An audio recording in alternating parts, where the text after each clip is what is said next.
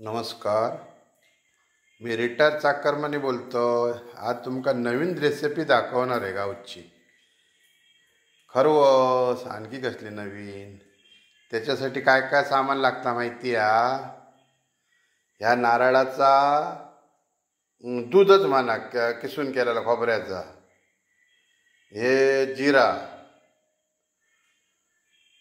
हे वेलची पूड, हळद, किसलेलो गूळ, ह्यो चीक आणि दूध. साधारण अर्धा लिटर चीक हा, त्याच्यामुळे 1 लिटर दूध व्हाया. चीक प्युअर होया. पाणी टाकून मुंबईत देशील म्हणून तुम्ही मुंबईत वाल्याने सांभाळून बनवा. तर ह्याच्या गावचं चीक बरोबर असतं. गावची इमानदार माणसं असतात आपल्या कोकणातली. तेव्हा लक्षात ठेवा. लक्षात दिलं ना हे आयटम होत. तर आता आम्ही रेसिपी बनवून चालू करतो. पहिलं आम्ही दूध टाकतो टोपात. लक्षात घ्यावा.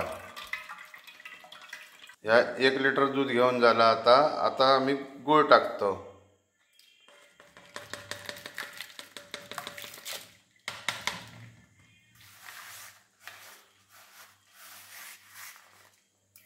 गूळ टाकून झालं सगळं. आता ह्या खोबऱ्याचा दूध हा, वेलची,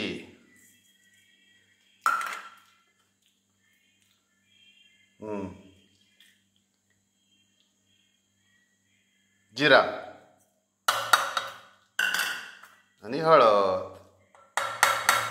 आता ढवळायचा. चीक टाकायचा. आता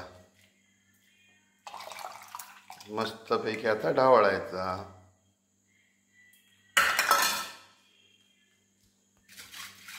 हे आता आम्ही ढवळतो. पुरं ढवळून घ्यायचं व्यवस्थित. नंतर गोड हे करून गाळून घ्यायचं पूर्ण, ते सगळं मिक्स करून. हे आता गाळून झालेलं आहे. आता आम्ही रेसिपी तयार हे करणार, खरवस तयार. अशा पसरस हंडीमध्ये आपलं भांडं ठेवून द्यायचं आणि ती आता गॅसवर ठेवायची. हे बघा, आता गॅसवर ठेवलेली आहे. आता किती वेळ लागेल तर बघू, नंतर तुम्हाला सांगतो. पण एक आहे,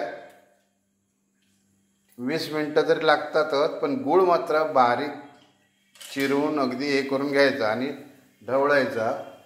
कारण ते खडे राहतात त्याच्यात. ते मग गाळणीने चाळून घ्यायचे व्यवस्थित. आणि दुसरी गोष्ट, चवीनुसारच गोड टाका. जास्त गोड बनवू नको. अरे झाली 20 मिनटं. आता आम्ही काढतो. उघड झाकण.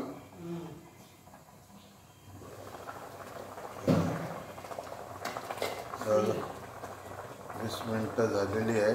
आता आपसुरीने बघायचं, चिकटलं नाही पाहिजे. ओके. आता हे आम्ही थंड झालं की फ्रीजमध्ये ठेवणार.